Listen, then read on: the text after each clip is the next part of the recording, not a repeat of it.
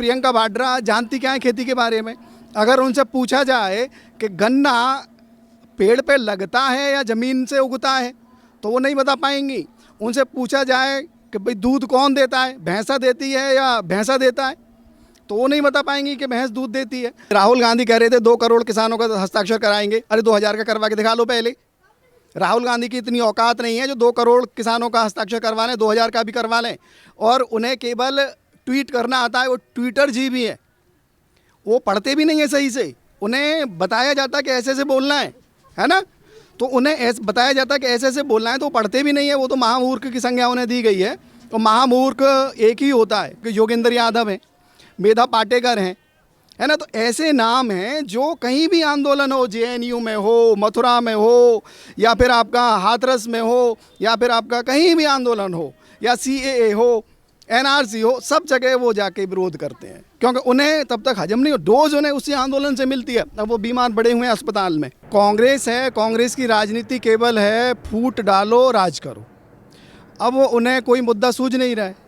अब राजस्थान में आंदोलन उठाने के चक्कर में है ये, लेकिन राजस्थान का किसान जानता है कि ये जो बिल आए हैं 3, ये कृषि विरोधी नहीं, कृषि को ऊपर उठाने वाले हैं। नमस्कार, स्वागत है आपका हमारे चैनल प्यारा हिंदुस्तान पे। आप सभी देख रहे हैं कि किसानों के कंधों पर बंदूक चलाकर जो इस्तेमाल की जा रही थी, शुरुआत से की जा रही थी कांग्रेस की तरफ से, और अब जैसे जैसे आंदोलन में तमाम लोग जो उनको ज़बरदस्ती बुलाया जा रहा है, दिल्ली के चारों कोनों को घेर रखा है।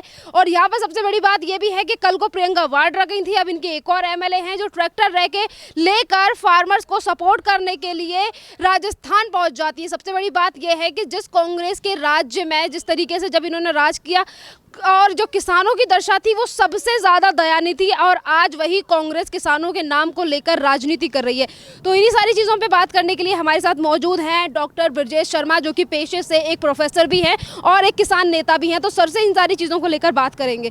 सर, प्रियंका वाड्रा जिन्हें किसी भी चीज़ की खेती का नहीं पता, किसी भी चीज़ का नहीं पता, और आज वो किसानों के बीच में पहुँच रही हैं और कह रही हैं कि हम तुम्हारे साथ हैं, किस तरीके की राजनीति है? देखिए, जो कांग्रेस है, कांग्रेस की राजनीति केवल है फूट डालो राज करो। अब उन्हें कोई मुद्दा सूझ नहीं रहा है। अब राजस्थान में आंदोलन उठाने के चक्कर में है ये, लेकिन राजस्थान का किसान जानता है कि ये जो बिल आए हैं 3, ये कृषि विरोधी नहीं, कृषि को ऊपर उठाने वाले हैं। किसानों का जो स्तर है उसे ऊपर ले जाने वाले हैं। तो इसमें कोई दो राय नहीं कि कांग्रेस केवल फूट डालो राजनीति करो वाला मुहावरा जो है, अंग्रेजों वाली नीति अपनाती है। रही बात प्रियंका वाड्रा की, तो प्रियंका वाड्रा जानती क्या है खेती के बारे में? अगर उनसे पूछा जाए कि गन्ना पेड़ पे लगता है या ज़मीन से उगता है तो वो नहीं बता पाएंगी। उनसे पूछा जाए कि भाई दूध कौन देता है, भैंसा देती है या भैंसा देता है, तो वो नहीं बता पाएंगी कि भैंस दूध देती है। तो वो केवल पढ़ती हैं और उसके बाद बोलती हैं। दूसरे उनके भाई जो हैं राहुल गांधी जी, वो तो महान है, वो तो चंद्रमा पे खेती करवाने के लिए तैयार हैं। अब जो चंद्रमा पे खेती करवाने के लिए तैयार हैं तो इन बिलों का समर्थन क्यों नहीं कर रहे हैं? इन बिलों का समर्थन करें, चंद्रमा पे खेती करने की ज़रूरत ही नहीं पड़ेगी। किसान की आय इतनी बढ़ जाएगी कि डबल नहीं ट्रिपल आय हो जाएगी। जो हमारी मोदी सरकार है, भाजपा की सरकार इस समय हिंदुस्तान में है, उसका केवल एक ध्येय है कि किसानों की आय को किस तरीके से हम डबल ट्रिपल कर सकें। और जो कांग्रेस है, कांग्रेस का काम केवल बरगलाना है। कांग्रेस ने कहा था कि किसान खून की खेती करेगा। अब ये बताइए कि खून की खेती कहाँ होती है? किसान खून की खेती कैसे कर सकता है? और खून की खेती केवल कांग्रेस करती है। अब कैसे, सुनो। 1966 में गौ हत्या आंदोलन हुआ था, है ना, कि जो हमारी गाय हैं उनको बचाना है, उन्हें कत्ल होने से बचाना है। तो लगभग 5 लाख सन्यासी थे, साधु सन्यासी, जिन्होंने दिल्ली में आमरण अनशन किया था। तो 1966 को श्रीमती इंदिरा गांधी प्रधानमंत्री थी उस समय, उन्होंने गोली चलवाई, लाठी चलवाई रात में। भाई किस लिए? कि सन्यासी क्या लाठी खाने के लिए? उसे अधिकार नहीं है अभिव्यक्ति का, उसे आंदोलन करने का अधिकार नहीं है। दूसरा, 1988 राजीव गांधी प्रधानमंत्री थे उस समय, किसानों ने धरना दिया हुआ था, रात में लाठी फेरी गई और जो खाना लेके किसानों की ट्रॉलियां आ रही थी, उन ट्रॉलियों को तोड़ मोड़ के फेंक दिया गया, पंचर कर दिया गया, हज़ारों किसानों को जेल में डाल दिया गया। उसके बाद आता है 1997 में मध्य प्रदेश में दिग्विजय उस समय वहाँ के सीएम थे, उन्होंने किसानों के ऊपर गोली चलवाई, लगभग 17-18 किसान मारे गए। तो ये जो खून की जो खेती है वो केवल कांग्रेस को शोभा देती है, भाजपा ऐसा काम कोई नहीं करेगी। दूसरा, प्रियंका गांधी रामपुर जाती हैं, कौन है भाई वो? शहीद है क्या? वो एक आतंकवादी, दुर्दांत और आतताई था जो ट्रैक्टर चढ़ा रहा था हमारे दिल्ली पुलिस के जवानों के ऊपर। वो जो गाड़ी खड़ी हुई थी, वैन खड़ी हुई थी, उसमें दे के टक्कर मार रहा था, और ट्रैक्टर जब चढ़ाने के चक्कर में ट्रैक्टर स्लिप हो गया, फिसल गया और 3 मुड़कैयाँ उसने खाई और मर गया उसके नीचे। तो प्रियंका गांधी कह रही है जांच करो। जांच किस बात की करो? प्रियंका गांधी, राहुल गांधी या दिल्ली में जो सरकार है आम आदमी पार्टी, ये क्या दिल्ली पुलिस वालों के घर गई? क्या उनसे अस्पताल में, ट्रॉमा सेंटर में मिलने गई? नहीं गई। इनका केवल एक एजेंडा है कि मोदी का विरोध करो, भाजपा का विरोध करो, हिंदुत्व का विरोध करो। काफी सारे लोगों का ये कहना है कि जिस तरीके से प्रियंका वाड्रा किसानों को भड़काने का काम कर रही हैं और कृषि कानून के खिलाफ तमाम तरीके की चीज़ों जो उनको बताई जा रही हैं, तो ब्रिजेश जी आप हमें बताइए कि इस कानून की क्या खूबियां हैं और उसके बावजूद भी जो विपक्ष है वो क्यों बरकरार रहा, क्यों किस तरीके से बरगलाया जा रहा है किसानों को? देखिए, इस कानून की खूबियाँ ही खूबियाँ हैं, इसमें सारी खूबियाँ हैं, इसमें कोई कमी नहीं है। सबसे पहले MSP, अभी जो खरीद फरोख्त हुई है वो 1.5 गुना ज़्यादा हुई है कांग्रेस के समय से। दूसरा, किसान की ज़मीन कॉन्ट्रैक्ट फार्मिंग हो जाएगी। पंजाब में अभी तक कॉन्ट्रैक्ट फार्मिंग हो रही है। भाई तुम अपने यहाँ विरोध क्यों नहीं किया आपने 15 साल पहले? आप दिल्ली चले आए विरोध करने के लिए, अपनी सरकार का विरोध क्यों नहीं किया? वहाँ कॉन्ट्रैक्ट फार्मिंग हो रही है और उस कॉन्ट्रैक्ट फार्मिंग में मंडी समिति भी सम्मिलित है, उसका टैक्स देना है। लेकिन अब जो सरकार ने कानून बनाया है उसमें टैक्स नहीं है। किसान अपना गुड़ लेकर, गुड़ से भरी ट्रॉली लेकर हिंदुस्तान के किसी कोने में बेच सकता है। पहले गुड़ की ट्रॉली लेकर अगर किसान जाता था तो जो मंडी समिति के जो इंस्पेक्टर होते थे, मंडी समिति के कर्मचारी होते थे, ऐसे टूटते थे जैसे गिद्ध टूटते हैं।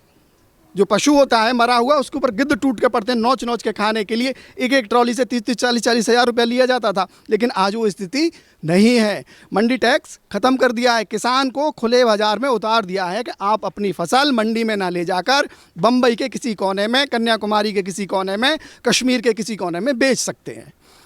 कांग्रेस हो या फिर राकेश टिकैत हो, और तमाम तरीके की चीज़ें पीएम नरेंद्र मोदी की तरफ से की जा चुकी हैं। और परसों भी पीएम नरेंद्र मोदी ने कहा था कि MSP है और रहेगा, है और आगे भी रहेगा। उसके बावजूद भी बरगलाने का काम किया जा रहा है। देखिए, राकेश टिकैत को तो टिकैत नहीं लिखना चाहिए, क्योंकि टिकैत जो है सरनेम है, ये बहुत बड़ी उपाधि है। और उस समय जब राजा हर्षवर्धन थे उन्होंने उपाधि दी थी। और ये जो बाल्यान खाप के जो प्रधान होता है, एक चौधरियों में बाल्यान बिरादरी है, तो वो पूरी खाप का जो चौधरी है उसके आगे टिकैत लिखा जाता है। महेंद्र सिंह के टिकैत लिखा गया था, उनका बेटा नरेश टिकैत वो लिख सकता है, लेकिन राकेश को टिकैत लिखने का कोई अधिकार नहीं है। और राकेश का केवल एक ख्वाब है कि किसी तरह से एन केन प्रकारेण दिल्ली की सत्ता में या उत्तर प्रदेश की सत्ता में अपना पद स्थापित करना, अपनी राजनीतिक रोटियों को चमकाना।